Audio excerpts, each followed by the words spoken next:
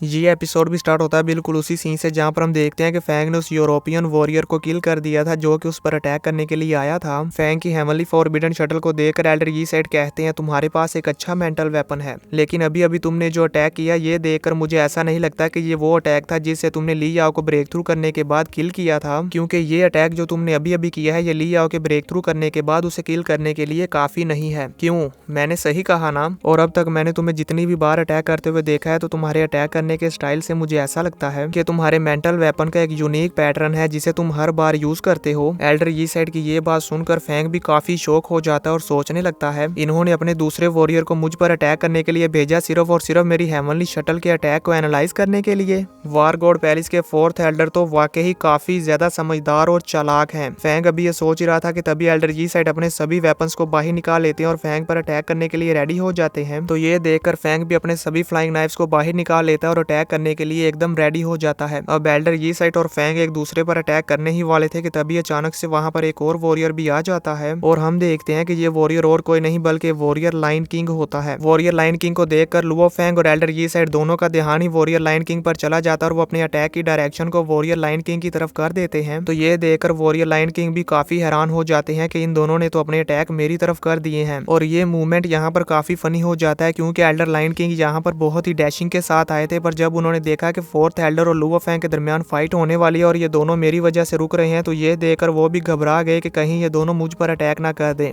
इसलिए वो अपने दोनों हाथ जोड़ते हुए उनसे कहते हैं कि आप दोनों अपनी फाइट जारी रखें, मैं आप दोनों के दरमियान नहीं आऊंगा। एल्डर लाइन किंग की ये बात सुनकर एल्डर यी साइड खुश हो जाते हैं और वो जल्दी से अपनी स्पिरिचुअल पावर को यूज करते हुए फैंग को जकड़ लेते हैं और फिर उसे अपनी तरफ खींचते हुए उस पर अपने फ्लाइंग वेपन से अटैक कर देते हैं। ये देखकर फैंग भी जल्दी से अपनी स्पिरिचुअल पावर को यूज करते हुए एल्डर यी साइड के अटैक्स को डोज करने की कोशिश करने लगता है और वहां से पीछे हट जाता है। पर हम देखते हैं कि जैसे ही एल्डर यी साइड के वो अटैक नीचे जमीन पर लगते हैं तो वहां पर हर तरफ डस्ट ही डस्ट हो जाती है और उन्हें वहां पर फैंग नजर नहीं आ रहा था क्योंकि फैंग वहां डस्ट के अंदर छुपा हुआ था। फैंग को इस तरह से छुपते हुए देखकर एल्डर यी साइड कहते हैं ये क्या है? एक्सट्रीम मार्शल हॉल का न्यू इंस्पेक्टर इस तरह का तो नहीं हो सकता जो कि एक छोटे से अटैक को देखकर ही डर कर छुप गया। एल्डर यी साइड की ये बात सुनकर उनके सभी टीम मेंबर्स जोर जोर से हंसने लगते हैं क्योंकि यहाँ पर एल्डर यी साइड फैंग का मजाक उड़ा रहे थे। ये सुनकर फैंग को भी गुस्सा आ जाता है और वो अपने फ्लाइंग नाइफ को यूज करते हुए एल्डर यी साइड पर सामने से डायरेक्ट अटैक कर देता है जिसे एल्डर यी साइड भी देख लेते हैं और वो अपने फ्लाइंग वेपन को यूज करते हुए फैंग के फ्लाइंग नाइफ को रोक लेते हैं। और इनके ये दोनों फ्लाइंग वेपन्स की टक्कर इतनी ज्यादा जबरदस्त थी कि एल्डर यी साइड के पीछे खड़े हुए उनके टीम मेंबर्स में से एक वॉरियर काफी डर जाता है और वो अपने पैरों पर खड़ा भी नहीं रह पाता और नीचे गिर जाता है। अब हम फैंग को देखते हैं जिसने एल्डर यी साइड के सभी फ्लाइंग वेपन्स को अपनी हेवनली फॉरबिडन शटल की डिफेंस को यूज करते हुए ब्लॉक कर लिया था, इसलिए फैंग एल्डर यी साइड के सभी अटैक से बच जाता है। अब फैंग अपनी हेवनली फॉरबिडन शटल को यूज करते हुए उस डस्ट से बाहर चला जाता है। तो यह देखकर एल्डर यी साइड अपने सभी फ्लाइंग वेपन्स को यूज करते हुए फैंग पर अटैक करने लगते हैं। तो फैंग भी अपनी हेवनली फॉरबिडन शटल को यूज करते हुए वहां पर फ्लाई करके उनके अटैक्स को डोज करने लगता है और फिर उनके सभी अटैक्स को डोज कर लेने के बाद फैंग भी अपने सभी फ्लाइंग नाइफ्स को यूज करते हुए एल्डर यी साइड पर अटैक करता है। तो ये देखकर एल्डर यी साइड जल्दी से अपने सभी फ्लाइंग वेपन्स को वापस बुला लेते हैं और फिर उन सब को यूज करते हुए फैंग के फ्लाइंग नाइफ्स के साथ टक्कर करवाते हैं।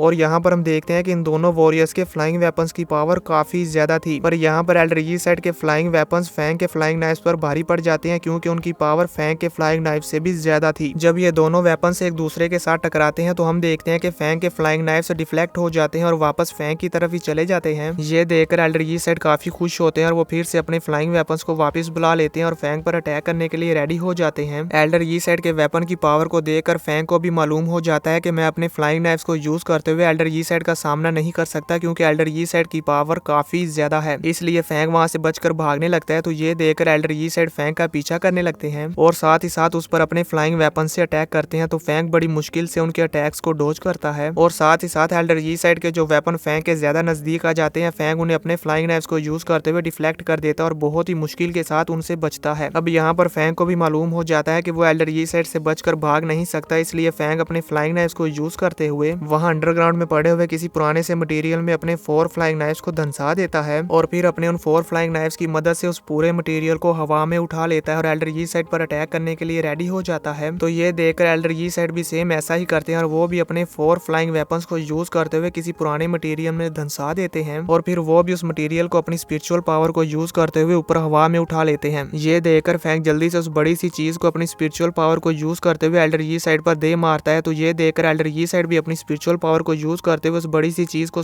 अपने सामने ले आते हैं और उसे जोर के साथ फैंग के उस अटैक के साथ टकराते हैं। और हम देखते हैं कि इन दोनों का ये अटैक इतना ज्यादा पावरफुल था कि वो चीज जो भी थी वो जैसे ही एक दूसरे के साथ टकराती हैं तो वो दोनों ही डिस्ट्रॉय हो जाती हैं और डस्ट बन जाती हैं। यहाँ से हमें मालूम हो जाता है कि एल्डर यी साइड और लुओ फैंग दोनों की ही स्पिरिचुअल पावर काफी ज्यादा स्ट्रॉन्ग है। जैसे ही ये दोनों एल्डर यी साइड और लुओ फैंग के इतने बड़े बड़े अटैक से एक दूसरे के साथ टकराए थे तो इससे एक बहुत ही ज्यादा पावरफुल शॉकवेव बनी थी, जिस शॉकवेव से हम देखते हैं कि एल्डर यी साइड को तो कुछ नहीं होता पर फैंग को इससे बहुत बड़ा झटका लगता है और वो पीछे जाकर एक चट्टान के साथ बहुत ही जोर के साथ टकराता है। फैंग को चट्टान से टकराया हुआ देखकर एल्डर यी साइड उसे वहां पर संभलने का मौका नहीं देते और जल्दी से उस पर अपने फ्लाइंग वेपन से अटैक कर देते हैं। फैंग एल्डर यी साइड के इस अटैक को देख तो लेता है पर यह अटैक इतनी ज्यादा स्पीड और पावर के साथ आ रहा था कि फैंग इसे अपनी हेवनली फॉरबिडन शटल की डिफेंस को यूज करते हुए डोज नहीं कर पा रहा था। इसलिए फैंग जल्दी से अपनी हेवनली फॉरबिडन शटल की फ्लाइंग फॉर्म को ही उस अटैक के सामने कर देता है और हम देखते हैं कि यहाँ पर एल्डर यी साइड के इस अटैक की पावर इतनी ज्यादा थी कि वो फैंग की इस हेवनली फॉरबिडन शटल की फ्लाइंग फॉर्म को तोड़ते हुए पीछे जाकर चट्टान में लगता है और जैसे ही वो उस चट्टान में लगता है तो वहां पर काफी ज्यादा बड़ा ब्लास्ट होता है। आप सब लोग स्क्रीन पर देख ही सकते हैं कि एल्डर यी साइड के सिर्फ इस एक फ्लाइंग वेपन की अटैक पावर कितनी ज्यादा है और यहाँ से हमें ये भी मालूम हो जाता है कि ये अटैक फैंग के सर पर लगने ही वाला था, यानी कि फैंग यहाँ पर बाल बाल बचा है। अगर ये अटैक फैंग के सर पर लग जाता तो यहाँ पर फैंग का दी एंड हो जाता। एल्डर यी साइड के इस एक फ्लाइंग वेपन की इतनी ज्यादा पावर को देखकर फैंग भी समझ जाता है कि अगर मैंने यहाँ पर स्मार्टली काम नहीं किया तो मेरा बच पाना बिल्कुल ही इम्पॉसिबल है। इसलिए फैंग हवा में जल्दी से एल्डर यी साइड से दूर आ जाता और फिर अपनी हेवनली फॉरबिडन शटल के कॉन ड्रिल अटैक को रेडी कर लेता है और फिर जैसे ही फैंग का ये कॉन ड्रिल अटैक रेडी हो जाता है तो फैंग बिना टाइम वेस्ट करते हुए स्पीड के साथ एल्डर यी साइड पर ये अटैक करने के लिए आगे बढ़ जाता है। तो ये देखकर एल्डर यी साइड भी अपने सभी फ्लाइंग वेपन्स को यूज करते हुए फैंग पर अटैक कर देते हैं ताकि फैंग उन पर ये कॉन ड्रिल अटैक ना कर पाए। पर हम देखते हैं कि फैंग अपने इस कॉन ड्रिल अटैक की डायरेक्शन से डिफ्लेक्ट नहीं होता और सीधे एल्डर यी साइड पर अटैक करने के लिए आगे बढ़ता रहता है और एल्डर यी साइड के जो फ्लाइंग वेपन्स फैंग पर अटैक करने के लिए आ रहे थे फैंग उन्हें अपने फ्लाइंग नाइफ्स को यूज करते हुए डिफ्लेक्ट कर देता है। एल्डर यी साइड फैंग के इस कॉन ड्रिल अटैक को अपनी तरफ आता हुआ देखकर रेडी हो जाते हैं और जल्दी से अपनी मेंटल पावर को यूज करते हुए फैंग के इस अटैक को रोकने की कोशिश करते हैं। पर हम देखते हैं कि यहाँ पर फैंग ने अपने इस कॉन ड्रिल अटैक को यूं ही यूज नहीं किया था बल्कि खुद भी उसके साथ ही जा रहा था और अपनी फुल पावर के साथ उस अटैक को एल्डर यी साइड के ऊपर किया था। फैंग के इस अटैक की पावर इतनी ज्यादा थी कि एल्डर यी साइड उसे अपनी मेंटल स्ट्रेंथ और अपने हाथों को यूज करते हुए रोक तो लेते हैं पर इसका फोर्स इतना ज्यादा था कि वो उसे हवा में एक जगह पर रोक नहीं पाते और इसके फोर्स के साथ हवा में चट्टानों को तोड़ते हुए पीछे जाने लगते हैं। एल्डर यी साइड को अपने अटैक को रोकते हुए देखकर फैंग अपने कॉन ड्रिल अटैक की पावर को और भी ज्यादा बढ़ा देता है। फैंग को अपने अटैक की पावर को बढ़ाता हुआ देखकर एल्डर यी साइड उसे कहते हैं, अब मुझे मालूम हो रहा है कि तुम्हारे ये अटैक की पावर कितनी ज्यादा है, इसीलिए तुम ली याओ को ब्रेक थ्रू करने के बाद अपने इस अटैक को यूज करते हुए उसे किल कर पाए। तुम्हारा ये अटैक वाकई ही काफी ज्यादा स्ट्रॉन्ग है,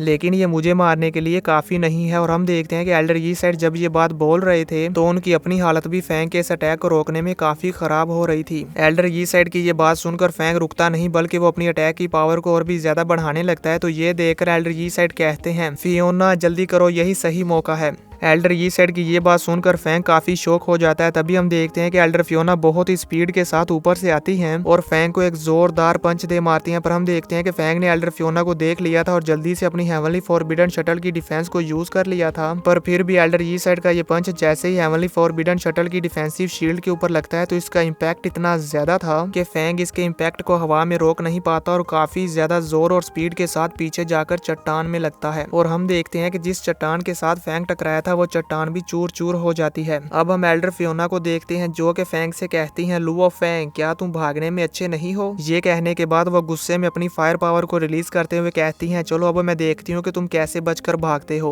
अब हम फैंग को देखते हैं जो कि एल्डर फियोना का पावरफुल पंच खाने के बाद थोड़ा बहुत इंजर्ड हो गया था, पर फिर भी वो हिम्मत नहीं हारता और उस टूटी हुई चट्टान के मलबे से बाहर आता हुआ कहता है, इस यी साइड ने अपनी हेल्प के लिए एल्डर फियोना को यहाँ पर पहले से ही छुपा कर रखा हुआ था और ये फियोना तो पहले से ही मुझसे बदला लेने के लिए काफी ज्यादा गुस्से में होगी। अब एक तरफ तो एल्डर यी साइड और एल्डर फियोना थे तो वहीं दूसरी तरफ अकेला लुओ फैंग। इसी के साथ ये एपिसोड खत्म हो जाता है। तो दोस्तों, आप सबको क्या लगता है कि इन तीनों की इस बैटल में कौन जीतेगा? मुझे नीचे कमेंट करके जरूर बताना।